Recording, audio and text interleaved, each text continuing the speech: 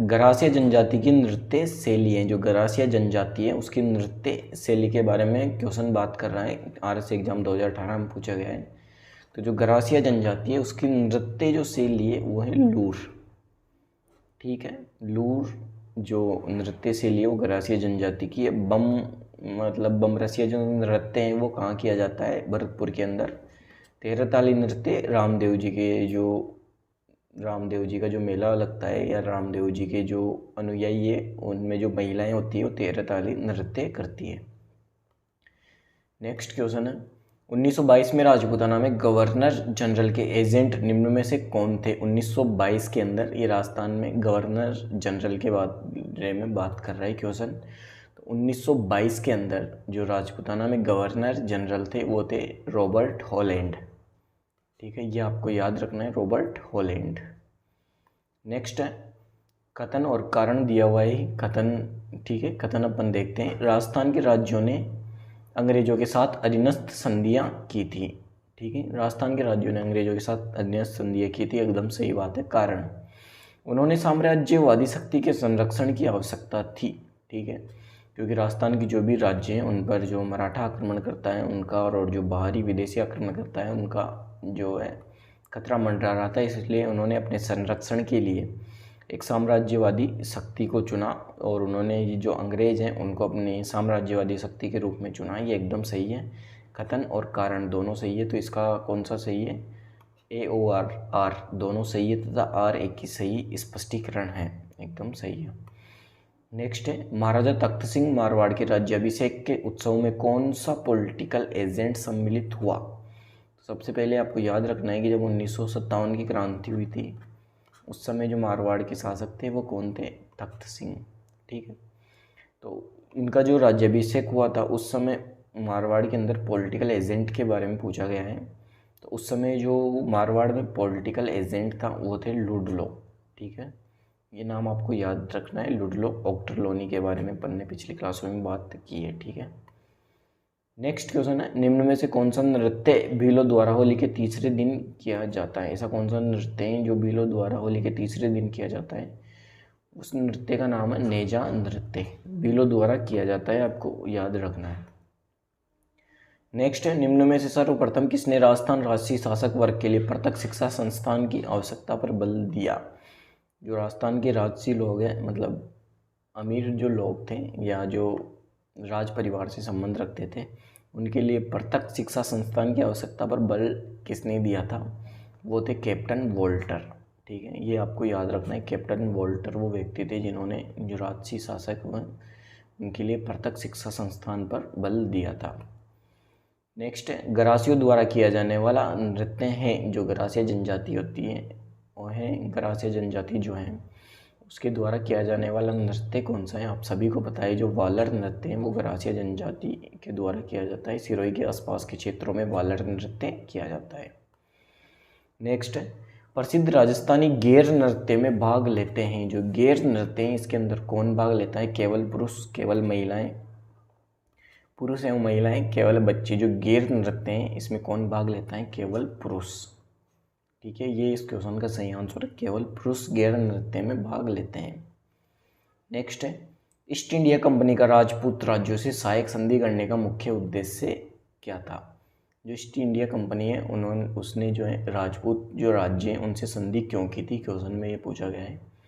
Option देखते हैं, शत्रुओं के विरुद्ध सैनिक सहायता प्राप्त करना, मराठा पिंडारी आक्रमण से इन राज्यों की सुरक्षा करना, किराज के रूप में धन प्राप्त करना, अंग्रेजों की प्रभुसत्ता स्थापित करना। आरएस एग्जाम 1992 में पूछा गया है। तो इसका सही आंसर है, ईस्ट इंडिया कंपनी ने जो राजस्थान के अंदर जो राज्य थे उनसे संधि क्यों की थी, अंग्रेजों की संप्रभुता स्थापित करने के लिए। तो इस क्वेश्चन का करेक्ट आंसर है ऑप्शन नंबर 4।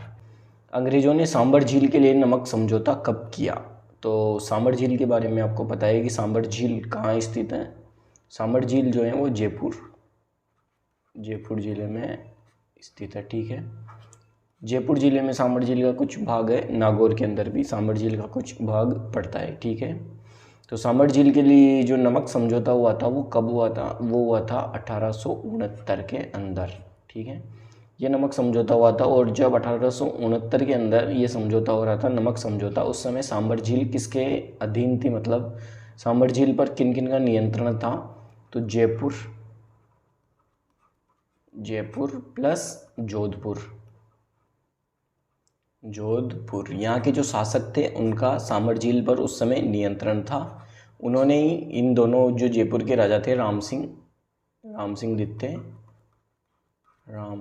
दित्ते इन्होंने, और जोधपुर के राजा कौन थे 1869 में? तख्त सिंह। तो इन्होंने ही अंग्रेजों से संधि की थी सांबर झील में नमक उत्पादन को लेकर 1869 के अंदर। ठीक है, नेक्स्ट अपन बढ़ते हैं। ब्रिटिश काल की 7 प्राचीन बंदूकें जहाँ के राजभवन से चोरी हुई। ये जो 7 बंदूकों की चोरी है ये कब हुई थी? सन 2019 के अंदर। कहाँ पे ये चोरी हुई थी? माउंट आबू में जो राजभवन स्थित है वहाँ से इन बंदूकों की चोरी हुई थी। कुल 9 बंदूकें वहाँ पर पड़ी हुई थी माउंट आबू के राजभवन में, उनमें से 7 की चोरी हो गई थी और 2 वहाँ पे शेष बची थी। ठीक है, तो क्वेश्चन का सही आंसर है माउंट आबू। नेक्स्ट है, सुमेलित कीजिए। जो अपन को इनमें से अनुच्छेद और जो प्रावधान है उनमें सुमेलित करना है। जो अनुच्छेद 215 है वो किससे संबंधित है? अनुच्छेद 215 में क्या बताया गया है कि जो उच्च न्यायालय होगा, किसी जो राज्य होता है उसका जो उच्च न्यायालय होता है वो एक अभिलेख न्यायालय होता है। तो 215 के अंदर है एक अभिलेख न्यायालय होगा, उच्च न्यायालय अभिलेख न्यायालय होता है। ये एकदम सही है, ऑप्शन नंबर ए का 4। अब ऑप्शन नंबर बी में अनुच्छेद 222 के बारे में बताया गया है। तो अनुच्छेद 222 में क्या है कि किसी न्यायाधीश का एक उच्च न्यायालय से दूसरे न्यायालय में अंतरण किया जा सकता है। ठीक है, जो न्यायाधीश होता है वो एक न्यायालय से दूसरे न्यायालय में जा सकता है अनुच्छेद 222 के तहत। ये इसमें सही आंसर है। अनुच्छेद 226 में उच्च न्यायालय की जो रिट जारी करने की जो शक्ति है उसका विवरण किया गया है अनुच्छेद 226 में। अनुच्छेद 227 के बारे में क्या बताया गया है? अनुच्छेद 227 में बताया गया है सभी न्यायालयों के अधीक्षण की शक्ति। ठीक है, तो इस क्वेश्चन का अपन सही आंसर देखें तो ए में है 4, यहाँ पे है, बी में 1, ये भी सही है, सी में 3 एकदम सही। तो ये कूट 1 है, ये हमारे क्वेश्चन का सही आंसर बनता है। नेक्स्ट क्वेश्चन है, राजस्थान का कौन सा लोक नृत्य केवल महिलाओं द्वारा किया जाता है? कौन सा नृत्य है इन ऑप्शन में से? चंग नृत्य, गेर नृत्य, ढोल नृत्य या घूमर नृत्य? तो घूमर नृत्य की बात करें तो ये केवल महिलाओं द्वारा किया जाता है। राजस्थान का इसे राज्य नृत्य भी कहा जाता है, राज्य नृत्य। राजस्थान में जो राज्य लोक नृत्य हैं, लोक नृत्यों का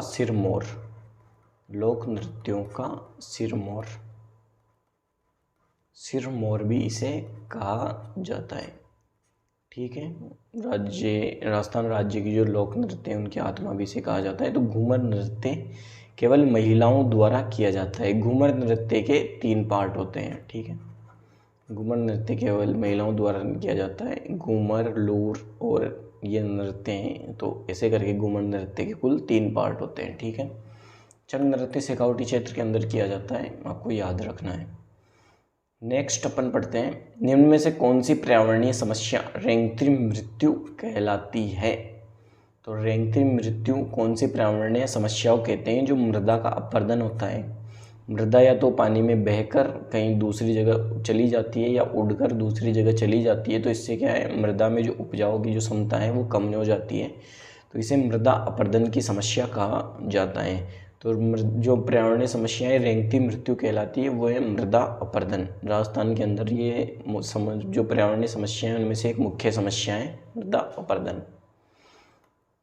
नेक्स्ट क्वेश्चन है, निम्न में से कौन सी पर्यावरणीय समस्या रेंगती मृत्यु कहलाती है? अभी अपन ने पढ़ा मृदा अपरदन। कृषि विभाग राजस्थान के मृदा वर्गीकरण के अनुसार रेवेरिना मृदा पाई जाती है। रेवेरिता या रेवेरिना ये मृदा कहाँ पाई जाती है? तो ये मृदा पाई जाती है गंगानगर के अंदर। जो जिप्सीपेरेस मृदा है वो पाई जाती है बीकानेर में। आगे क्वेश्चन आने वाला है, तो इम्पोर्टेंट क्वेश्चन है ये कि रेवेरिना मृदा पाई जाती है गंगानगर के अंदर। नेक्स्ट है, विशाखा व अन्य बनाम राजस्थान सरकार जो है, राजस्थान राज्य व अन्य मुकदमा संबंधित है। विशाखा मुकदमा, विशाखा केस आपको याद आया होगा। विशाखा केस ये किससे संबंधित है? जो कार्यस्थल पर जो महिलाएं होती हैं उनके यौन उत्पीड़न से ये मुकदमा संबंधित है। विशाखा व राजस्थान बनाम राजस्थान सरकार, कार्यस्थल पर महिलाओं की यौन उत्पीड़न की रोकथाम से, इसके लिए जो अधिनियम आया था वो कब आया था? सन 2013 के अंदर। कार्यस्थल पर महिलाओं की यौन उत्पीड़न से रोकथाम का अधिनियम आया था सन 2013 में। और जो विशाखा केस है ये कब का है? 1997 का। ठीक है, विशाखा बनाम राजस्थान सरकार 2013 के अंदर इसका अधिनियम आया था। 1997 का ये केस है। नेक्स्ट है अधिक अवनालिका अपरदन वाले जिले। अधिक अवनालिका अपरदन किस जिले में होता है? अवनालिका अपरदन मतलब जो चंबल नदी का जो क्षेत्र है राजस्थान में, मुख्यतः जो चंबल नदी के जो प्रवाह क्षेत्र है, चंबल नदी का प्रवाह क्षेत्र उसके अंदर जो अवनालिका अपरदन है, अवनालिका अपरदन वो ज़्यादा पाया जाता है। अवनालिका अपरदन होता है ये क्या होता है? जब नदी बहती है तो उसी के साथ वहाँ की जो मिट्टी होती है वो बहकर चली जाती है, और तो वहाँ पे बड़े बड़े खड्डे होते हैं, उनका निर्माण हो जाता है, उन्हें बीहड़ कहा जाता है। और ये जो समस्याएं, इसे अवनालिका अपरदन कहा जाता है। तो चंबल नदी जिन क्षेत्रों में बहती है उनमें अवनालिका अपरदन की समस्या पाई जाती है। तो इनमें से कौन से जिले हैं जिनमें चंबल नदी मुख्यतः बहती है? तो चंबल नदी बहती है सबसे पहले कोटा के अंदर। ठीक है, कोटा से पहले चित्तौड़ में आती है, ऑप्शन में नहीं है। तो कोटा, सवाई माधोपुर के अंदर भी ये नदी आती है, करौली और धौलपुर। तो अवनालिका अपरदन की जो सर्वाधिक समस्या है वो है धौलपुर, करौली, सवाई माधोपुर और कोटा के अंदर। ठीक है, नेक्स्ट क्वेश्चन है महारानी विक्टोरिया के स्वर्ण जुबली उत्सव में भाग लेने के लिए 1887 में मारवाड़ के प्रतिनिधि के रूप में किसे इंग्लैंड भेजा गया? तो 1887 के अंदर मारवाड़ के जो राजा थे वो कौन थे? वो थे जसवंत सिंह। ठीक है, इन्होंने महारानी विक्टोरिया के जो जुबली उत्सव है उसमें भाग लेने के लिए लंदन भेजा था, यानी इंग्लैंड भेजा था। किसे भेजा था? प्रतिनिधि के रूप में जो प्रताप सिंह है उन्हें इन्होंने लंदन भेजा था। ठीक है, जसवंत सिंह के समय 1887 में महारानी विक्टोरिया के इनके जो शासन है वो 50 वर्ष पूर्ण होने पर ये जो उत्सव हुआ था, जुबली उत्सव, स्वर्ण जुबली उत्सव, उसके अंदर प्रताप सिंह ने भाग लिया था मारवाड़ के प्रतिनिधि के रूप में।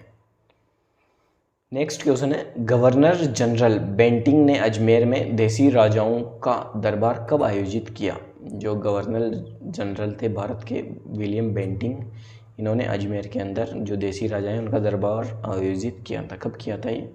1832 के अंदर। ठीक है, 1832 में इस दरबार का आयोजन हुआ था और राजस्थान के जो राजा हैं उन्होंने इसमें भाग लिया था। घूमर लोक नृत्य को संरक्षित करने और बढ़ावा देने के लिए कौन सी जगह पर राजस्थान में गणगौर घूमर नृत्य, कौन सी जगह ने किस वर्ष राजस्थान गणगौर घूमर नृत्य अकादमी स्थापित की गई? तो ये जो अकादमी है इसकी स्थापना की गई थी 1986 के अंदर। घूमर नृत्य है उसको संरक्षण देने के लिए। घूमर नृत्य, ठीक है, ये गरबा नृत्य से संबंधित है, और गरबा नृत्य से संबंधित है। जो गणगौर हैं, गणगौर के अवसर पर मुख्यतः ये नृत्य किया जाता है, गणगौर घूमर नृत्य। ठीक है, तो इस अकादमी की स्थापना कब हुई थी? 1986 के अंदर। नेक्स्ट क्वेश्चन है मेयो कॉलेज का संस्थापक कौन था? तो आपको पता होगा जो रिचर्ड बोर्क है ये मेयो कॉलेज के संस्थापक थे। मेयो कॉलेज कहाँ पे स्थित है? अजमेर के अंदर। अजमेर में मेयो कॉलेज है, रिचर्ड बोर्क द्वारा इस कॉलेज की स्थापना की गई थी। तेरहताली नृत्य किस लोक देवता को समर्पित है? तो तेरहताली नृत्य के बारे में मैंने आपको बताया कि जो कामड़ जाति की महिलाएं होती हैं, कामड़ जाति की महिलाएं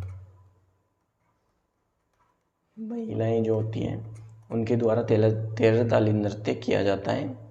ठीक है, जो लोक देवता का इनसे संबंध हुआ है रामदेव जी को समर्पित है तेरहताली नृत्य, कामड़ जाति की महिलाओं द्वारा किया जाता है। ठीक है, नेक्स्ट क्वेश्चन है राजस्थान के लोक नृत्य हैं उसके प्रचलन क्षेत्र के संबंध में निम्नलिखित में से कौन सा युग्म सही नहीं है?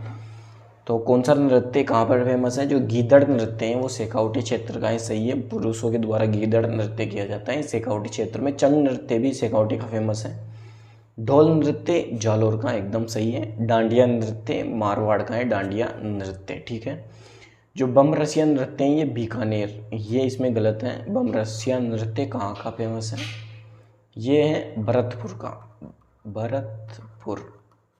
बम नृत्य याद आते ही आपको भरतपुर का नाम याद आ जाना चाहिए।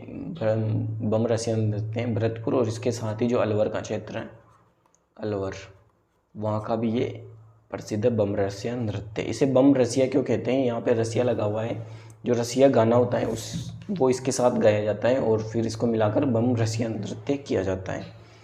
ठीक है, तो क्वेश्चन का सही आंसर है ये है अलवर, भरतपुर का फेमस। नेक्स्ट क्वेश्चन है, जिप्सी फेरस मृदा पाई जाती है। तो जिप्सी जो फेरस मृदा है वो कहाँ पाई जाती है? अभी मैंने आपको बताया बीकानेर के अंदर।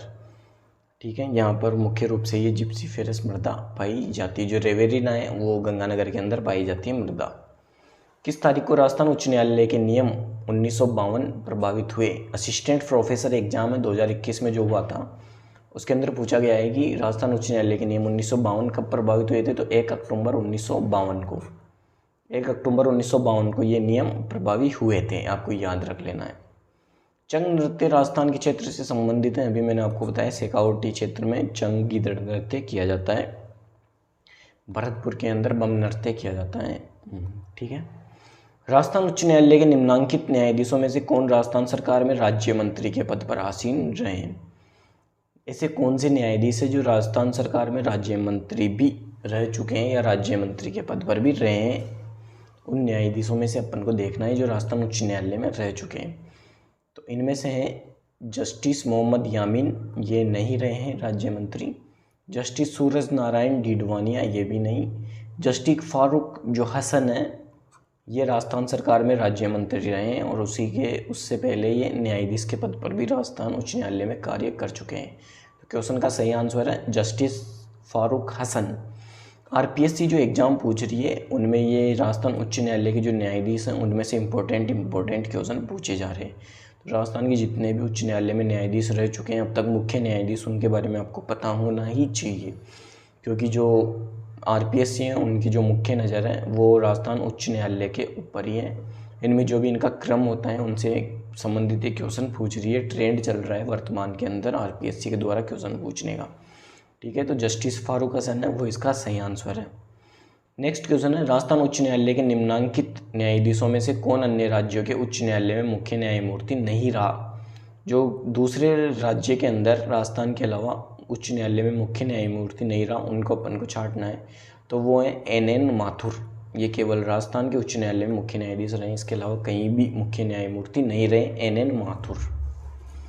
ठीक है, नेक्स्ट क्वेश्चन है, मृदा संरक्षण की प्रमुख विधि कौन सी नहीं है? मृदा संरक्षण मतलब मृदा का अपन को बचाव करना है, उसको उपजाऊ और ज़्यादा बनाना है, तो इसके लिए कौन सी विधि सही नहीं है? फसल चक्रीकरण, जो फसल अगर अपन एक फसल के बाद दूसरी फसल लेते हैं, उसके बाद तीसरी फसल लेते हैं अलग अलग प्रकार की, तो इससे मृदा उपजाऊ होती है, मृदा का संरक्षण होता है। ठीक है, रासायनिक उर्वरकों का उपयोग, इससे मृदा संरक्षण नहीं होता है, इससे मृदा की उपजाऊ क्षमता कम होती है। रासायनिक उर्वरकों के अत्यधिक उपयोग से, सीमित मात्रा में उपयोग से मृदा को कुछ हानि नहीं होती, लेकिन अत्यधिक उपयोग से मृदा संरक्षण की ये जो विधि है वो नहीं है। पट्टीदार कृषि, इससे भी मृदा उपजाऊ होती है। पशुचारण पर नियंत्रण, ये भी मृदा संरक्षण की एक विधि है, लेकिन जो इसमें मृदा संरक्षण की विधि नहीं है वो है रासायनिक उर्वरकों का प्रयोग। ठीक है, अपन जो मुख्य सचिव हैं उनके बारे में पढ़ रहे हैं। जो भी इम्पोर्टेंट क्वेश्चन है वो मुख्यमंत्री के बारे में, राज्यपाल के बारे में पहले पढ़ चुके हैं, विधानसभा विधान परिषद के बारे में पहले पढ़ चुके हैं अपन, उच्च न्यायालय से जो भी इम्पोर्टेंट क्वेश्चन आते हैं राजस्थान के एग्जाम में वो भी पढ़ चुके हैं। मुख्य सचिव जो है राजस्थान में, उनके बारे में जो क्या क्या डिटेल है वो अपन देख रहे हैं। तो पहला क्वेश्चन है, निम्न में से कौन सा राजस्थान का मुख्य कार्यकारी अधिकारी होता है? मुख्य कार्यकारी अधिकारी कौन है राजस्थान का? वो है मुख्य सचिव। ठीक है, मुख्य सचिव राजस्थान का मुख्य कार्यकारी जो अधिकारी होता है वो होता है, इनकी नियुक्ति मुख्यमंत्री द्वारा ही की जाती है। और जो मुख्यमंत्री को जो शपथ दिलाने का कार्य है, मुख्य सचिव को जो शपथ दिलाने का कार्य है वो कौन करता है? वो मुख्यमंत्री ही करता है। ठीक है, मुख्यमंत्री क्या करता है? मुख्य सचिव को शपथ दिलाने का कार्य करता है और नियुक्ति भी मुख्यमंत्री द्वारा ही की जाती है। मुख्यमंत्री का जो सबसे खास आदमी होता है मुख्य सचिव होता है, और ये एक वरिष्ठ जो IAS अधिकारी होता है वो होता है मुख्य सचिव। ठीक है, नेक्स्ट अब अपन देखते हैं राजस्थान में शासन सचिवालय की स्थापना कब हुई। ठीक है, तो शासन सचिवालय के बारे में पूछा गया है। वीडियो 2021 जो एग्ज़ाम था पटवार परीक्षा 2011, इसमें पूछा गया है कि राजस्थान में शासन सचिवालय की स्थापना कब हुई। तो राजस्थान में शासन सचिवालय की स्थापना हुई थी अप्रैल 1949 के अंदर। ठीक है, तो इसका एकदम सही आंसर है अप्रैल 1949। नेक्स्ट क्वेश्चन है राजस्थान में नहरों द्वारा सिंचित क्षेत्र का प्रतिशत कितना है। तो ये राजस्थान में सिंचाई के बारे में बात कर रहा है, राजस्थान में सिंचाई के बारे में। तो राजस्थान में जो सर्वाधिक सिंचाई है वो किसके द्वारा की जाती है। राजस्थान में सर्वाधिक सिंचाई जो होती है वो कुओं एवं नलकूपों द्वारा होती है, कुओं एवं नलकूपों द्वारा। ठीक है, राजस्थान में सर्वाधिक सिंचाई कुओं एवं नलकूपों द्वारा की जाती है। इसके बाद नहरों द्वारा की जाती है। सेकंड नंबर पे आती है नहर, और थर्ड नंबर पे जो तालाब है उनसे सिंचाई की जाती है। जो तालाब है उनसे लगभग 1% सिंचाई की जाती है राजस्थान के अंदर। नहरों द्वारा 30% के आसपास सिंचाई की जाती है। ठीक है, 30% के आसपास सिंचाई नहरों द्वारा की जाती है, और जो 68% के आसपास है वो किसके द्वारा सिंचाई की जाती है। 69% के आसपास कुएं एवं नलकूपों द्वारा सिंचाई की जाती है। ठीक है, 69% के आसपास लगभग। तो क्वेश्चन में पूछा गया है राजस्थान में नहरों द्वारा सिंचित क्षेत्र का प्रतिशत कितना है। तो अभी मैंने आपको बताया लगभग 30%। ऑप्शन में कौन सा है, 29.75%। तो ये लगभग के अंदर है। तो इतना जो एरिया है वो नहरों द्वारा सिंचाई किया जाता है। ठीक है, अब नेक्स्ट अपन बढ़ते हैं। मुख्य सचिव के पद पर नियुक्त होने वाले अधिकारी का निम्न द्वारा चयन किया जाता है। मुख्य सचिव पद पर जो भी सीनियर वरिष्ठ अधिकारी जिसका चयन किया जाता है वो किसके द्वारा चयन किया जाता है। मुख्य सचिव का मैंने भी आपको बताया कि जो मुख्यमंत्री होता है वही मुख्य सचिव का चयन करता है, क्योंकि मुख्यमंत्री का सबसे खास आदमी जो अधिकारियों के अंदर होता है वो मुख्य सचिव ही होता है। तो और इनको शपथ दिलाने का कार्य भी मुख्य सचिव के द्वारा ही किया जाता है। नेक्स्ट है राजस्थान में सर्वाधिक सिंचाई की जाती है। इतने सारे जो एग्जाम उनमें पूछा गया है ये राजस्थान में सर्वाधिक सिंचाई मैंने आपको अभी बताया है कुओं और नलकूपों द्वारा। लगभग 68-69% जो है वो कुओं नलकूपों द्वारा राजस्थान में सिंचाई की जाती है।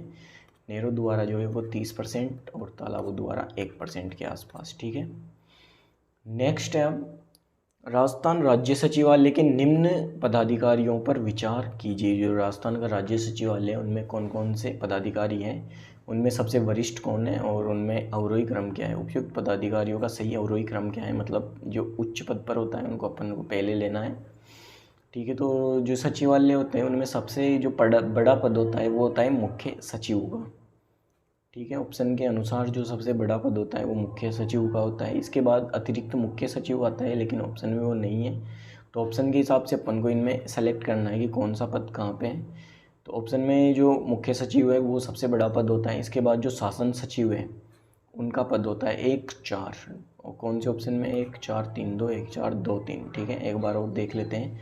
मुख्य सचिव, इसके बाद शासन सचिव, शासन सचिव के बाद अतिरिक्त जो सचिव हैं उनका पद होता है इम्पोर्टेंट पद। मुख्य सचिव, शासन सचिव, इसके बाद अतिरिक्त सचिव 1-4-3, 1-4-3-2। इसके बाद आता है उप सचिव। ठीक है, तो मुख्य सचिव सबसे पावरफुल होता है, सबसे इम्पोर्टेंट होता है। इसके बाद शासन सचिव, अतिरिक्त सचिव, उप सचिव। ये अपन जो ऑप्शन के हिसाब से वो देख रहे हैं, वैसे इनका जो ऑर्डर होता है वो कुछ अलग होता है। मुख्य सचिव के बाद अतिरिक्त मुख्य सचिव आता है, इनके बाद और भी इंपॉर्टेंट पद होते हैं वो आते हैं, लेकिन ऑप्शन में ये है। तो इसके अनुसार जो ऑप्शन नंबर 4 है वो अपना करेक्ट आंसर है। नेक्स्ट है इंदिरा गांधी नहर का निर्माण कार्य वर्ष 1958 से प्रारंभ हुआ और इसका उद्गम है। तो ठीक है, जब इंदिरा गांधी नहर का कार्य 1958 में प्रारंभ हुआ तो इसका नाम क्या था। इसका नाम था राजस्थान नहर। राजस्थान नहर,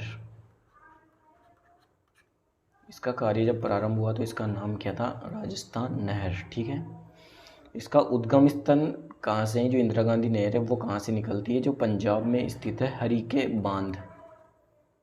पंजाब में स्थित है कौन सा बांध, ये हरीके बांध। कौन सी नदियों के संगम पर है, सतलुज और व्यास नदी के जो संगम पर है हरीके बांध पंजाब के अंदर। उसी से इंदिरा गांधी नहर निकाली गई है। इसका शुरू में नाम था राजस्थान नहर, फिर बाद में परिवर्तित करके इंदिरा गांधी नहर कर दिया गया। राजस्थान की जो भी पश्चिमी राजस्थान की जो झीलें हैं उनके अंदर इंदिरा गांधी नहर से पेयजल वो जो सिंचाई है वो की जाती है। ठीक है, तो इंदिरा गांधी नहर जो है वो राजस्थान के लिए बहुत इंपॉर्टेंट नहर है, तो इसको याद रखना है कि कार्य 1958 में प्रारंभ हुआ था। नेक्स्ट है, राजस्थान की नवीनतम जल नीति किस वर्ष अपनाई गई? राजस्थान पुलिस कांस्टेबल 2018 में क्वेश्चन पूछा गया था।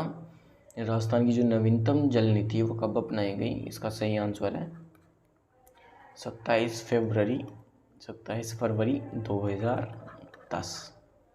ठीक है, ये इसका सही आंसर है, ऑप्शन नंबर 4, 2010 के अंदर।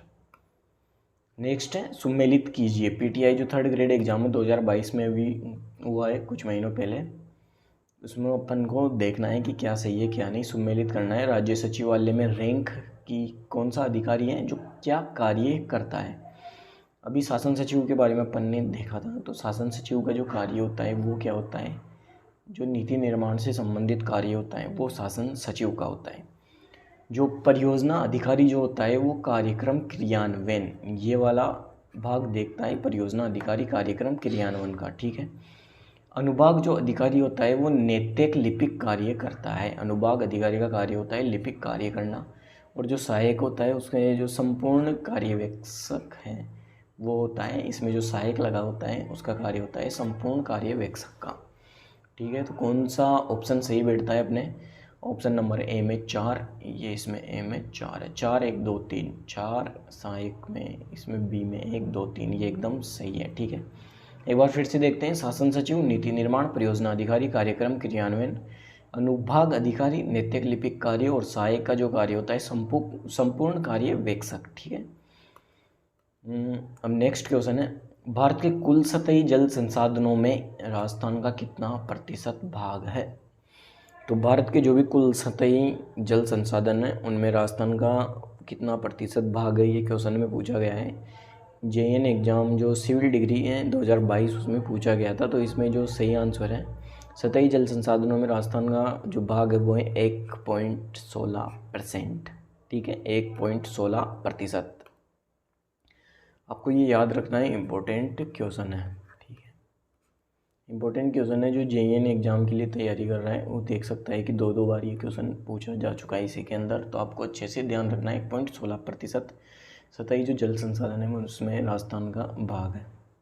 किस लोक वाद्य में महारत होने से साकर खां, इनका पूरा नाम क्या है? कमल साकर खां।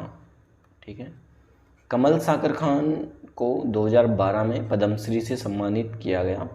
ऐसा कौन सा लोकवाद्य यंत्र था जिनमें महारत हासिल थी? किनको? कमल साकर खान को। तो जो कमाईचा वाद्य यंत्र है, कमाईचा वाद्य यंत्र, उनके जो प्रमुख वादक थे वो थे कमल साकर खान, और इनके बारे में याद रखना है कि 2012 में इन्हें पद्मश्री से सम्मानित किया गया था। ठीक है, नेक्स्ट अब अपन देखते हैं, तारपी वाद्य यंत्र का प्रयोग मुख्यतः किस जाति के द्वारा किया जाता है? तारपी कौन सा वाद्य यंत्र है? तारपी वाद्य यंत्र है सुसीर वाद्य यंत्र। सुसीर वाद्य यंत्र, सुसीर वाद्य यंत्र कौन सा होता है? जिन्हें फूंक मारकर जो वाद्य यंत्र बजाए जाते हैं सुसीर वाद्य यंत्र कहलाते हैं। तो तारपी वाद्य यंत्र का प्रयोग किस जाति के द्वारा मुख्यतः किया जाता है? तो जो खतोड़िया जो जाति है, खतोड़ी, इसके द्वारा तारपी वाद्य यंत्र का प्रयोग किया जाता है।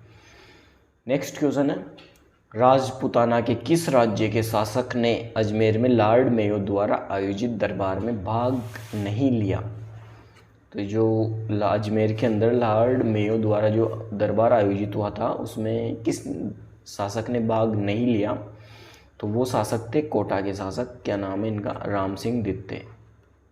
राम सिंह दित्ते। ठीक है, इन्होंने जो अजमेर में भाग नहीं लिया था, लॉर्ड मेयो ने जो दरबार आयोजित किया था उसमें भाग नहीं लिया था कोटा के राम सिंह दित्ते ने। एक बार और बताएं आपको कि जोधपुर के जो शासक थे तख्त सिंह, वो इस दरबार के अंदर पहुंचे जरूर थे, गए थे, लेकिन इनको ज़्यादा सम्मान नहीं मिला, तो इस कारण से ये वहाँ से वापस लौट आए थे। तख्त सिंह जो जोधपुर के शासक थे वो, तो कोटा के जो शासक थे उन्होंने इसमें भाग नहीं लिया था। क्यों भाग नहीं लिया था कोटा के शासक ने? क्योंकि जब 1857 का विद्रोह हुआ था, 1857 की क्रांति हुई थी, उसके अंदर जो लाला जयदयाल व मेहराब खां हैं, उन्होंने कोटा की जो जनता है उनके साथ मिलकर यहाँ पे विद्रोह किया था, और जो कोटा के जो राजा थे राम सिंह दित्ते, इनको कैद कर लिया था यहाँ की जनता और जयदयाल व मेहराब खां ने। तो जो राम सिंह दित्ते हैं उनके ऊपर आरोप लगा था कि उन्होंने जनता का और जो विद्रोही है उनका साथ दिया था, ये इन पर आरोप लगा था राम सिंह दित्ते पर, लेकिन वो आरोप साबित नहीं हो पाया था। इस कारण से मतलब इनके जो राम सिंह दित्ते हैं, इनके सम्मान में इनको लगा कि सम्मान में कमी हो गई है, इसके कारण ये जो दरबार है इसके अंदर नहीं पहुँचे थे राम सिंह दित्ते। नेक्स्ट क्वेश्चन है, अफीम से संबंधित रॉयल कमीशन निम्न में से किस वर्ष में राजस्थान आया था? जो अफीम से जो संबंधित रॉयल कमीशन है ये राजस्थान आया था 1893 के अंदर। आपको याद रखना है, ARO एग्जाम 2022 में जो हुआ था उसमें पूछा गया है, अफीम से संबंधित रॉयल कमीशन राजस्थान आया था 1893 के अंदर। नेक्स्ट क्वेश्चन है, निम्नलिखित में से किसने राजपूताना की देशी रियासतों के साथ 1817-18 की अधीनस्थ संधि की बातचीत की थी? जो 1817-18 के अंदर जो अधीनस्थ संधि हुई थी, इसमें सबसे पहले किस रियासत ने की थी इनसे संधि? जो करौली रियासत थी, उन्होंने ये संधि की थी, और सबसे अंत में की थी सिरोही ने। कब की थी सिरोही ने ये संधि? 1823 के अंदर। 1823 के अंदर राजस्थान की अंतिम ऐसी रियासत थी या ऐसा राज्य था जिन्होंने ये अधीनस्थ संधि की थी अंग्रेजों के साथ। तो क्वेश्चन है, निम्नलिखित में से किसने राजपूताना की देशी रियासतों के साथ 1817-18 की अधीनस्थ संधि की बातचीत की थी? तो ये बातचीत जो करने वाले थे वो थे चार्ल्स मेटकॉफ। ठीक है, इन्होंने इस संधि की बातचीत की थी। सबसे पहले संधि की थी करौली ने और सबसे अंत में सिरोही ने। नेक्स्ट क्वेश्चन है, राजस्थान के प्रसिद्ध पखावज वादक हैं। तो जो राजस्थान के प्रसिद्ध पखावज वादक हैं उनका नाम है पंडित पुरुषोत्तम दास। ठीक है, इन्हें कौन सा पुरस्कार मिला है? जो पद्मश्री है, पद्मश्री से इनको सम्मानित किया जा चुका है पुरुषोत्तम दास को। भारत रत्न होता है वो मतलब पूरे भारत का सबसे बड़ा जो सम्मान होता है वो भारत रत्न को कहा जाता है। उनके बाद जो ये पद्म पुरस्कार है ये चालू होते हैं। सबसे पद्म पुरस्कारों में सबसे बड़ा कौन सा होता है? एक बार यहाँ पे लिख देते हैं, भारत रत्न। भारत का सबसे बड़ा जो पुरस्कार है वो है भारत रत्न। सबसे जो हर चीज़ के अंदर जो आदमी एकदम परफेक्ट होता है किसी भी क्षेत्र के अंदर, जो सामाजिक कार्य करता है उसे भारत रत्न मिलता है, सामाजिक जो विकास होता है उनके लिए। इसके बाद जो पद्म पुरस्कार है वो चालू होते हैं। पद्म पुरस्कारों के अंदर आपको बता दें कि सबसे जो इम्पोर्टेंट होता है इनमें वो होता है पद्म विभूषण। इसके बाद आता है पद्म भूषण, इसके बाद आता है पद्मश्री। ठीक है, तो ये जो पुरुषोत्तम दास है इनको पद्मश्री से सम्मानित किया गया था। नेक्स्ट क्वेश्चन है, अंग्रेजों द्वारा मेवाड़ भील कोर की स्थापना किस वर्ष की गई थी? अंग्रेजों ने मेवाड़ भील कोर कोर्प्स की स्थापना किस वर्ष की थी? 1841 के अंदर। कहाँ की थी इसकी स्थापना? इसकी स्थापना हुई थी खेरवाड़ा उदयपुर में। खेरवाड़ा उदयपुर के अंदर जो मेवाड़ भील कोर है इसकी स्थापना हुई थी 1841 में। उस समय मेवाड़ के शासक कौन थे? उनका नाम था सरदार सिंह। ये जो मेवाड़ भील कोर है ये अंग्रेज़ों के नियंत्रण में थी, लेकिन जो इसका नियंत्रण में अंग्रेज़ों की थी, लेकिन जो इसका मतलब जो खर्चा है कौन वहन करता था? जो मेवाड़ के जो शासक थे सरदार सिंह, वो इसका खर्च चलाते थे। ठीक है, इसके बाद नेक्स्ट क्वेश्चन है, शेखावटी ब्रिगेड का मुख्यालय था। तो शेखावटी जो ब्रिगेड है इसका मुख्यालय था झुंझुनू के अंदर। ठीक है, झुंझुनू में मुख्यालय था इसका, लेकिन इसका नियंत्रण कहाँ से होता था? जयपुर से। शेखावटी क्षेत्र के अंदर जो विद्रोही लोग हैं उन पर नियंत्रण रखने के लिए इस ब्रिगेड की स्थापना की गई थी झुंझुनू में। ठीक है, इसके बाद नेक्स्ट है, रामनाथ चौधरी का संबंध किस वाद्य यंत्र से? तो आप सभी को पता है जो राजस्थान का राज्य वाद्य यंत्र है वो है अलगोजा। अलगोजा कौन सा वाद्य यंत्र है? अलगोजा है सुसीर वाद्य यंत्र। सुसीर वाद्य यंत्र है अलगोजा। ठीक है, सुसीर वाद्य यंत्र अलगोजा और रामनाथ चौधरी का संबंध है अलगोजा वाद्य यंत्र से। अलगोजा को राजस्थान का राज्य वाद्य यंत्र भी कहा जाता है। ठीक है, तो रामनाथ चौधरी नाम सुनते ही अलगोजा आपको याद आ जाना चाहिए। नेक्स्ट क्वेश्चन है, राजस्थान के लोक वाद्य यंत्रों के विषय में कौन सा कथन सही नहीं है? जो कथन गलत है उसको अपन को छांटना है, इनमें से कि कौन सा गलत है। बपंग एवं रावण हत्ता दोनों तत् वाद्य यंत्र हैं। ठीक है, तत् मतलब जो तार, जिन वाद्य यंत्रों में तार लगे होते हैं, जिन तार के माध्यम से जिन्हें बजाया जाता है, वो बपंग एवं रावण हत्ता है। तो दोनों तत् वाद्य यंत्र हैं, एकदम सही है। अलगोजा एवं मोरचंग दोनों फूक वाद्य यंत्र है, सुशीर वाद्य यंत्र है। मैंने अभी आपको बताया अलगोजा के बारे में, और मोरचंग भी सुशीर वाद्य यंत्र है। ढोलक, नौबत, नगाड़ा, चंग, थाप वाद्य यंत्र है। मतलब कौन से वाद्य यंत्र? अवनद्ध जो वाद्य यंत्र हैं उनके बारे में बात कर रहे हैं। अवनद्ध जो वाद्य यंत्र हैं उनके बारे में बात कर रहे हैं कि ढोलक, नौबत, नगाड़ा, चंग वाद्य यंत्र हैं। थाप वाद्य यंत्र मतलब जिन्हें चोट से बजाया जाता है। ठीक है, ये भी एकदम सही है।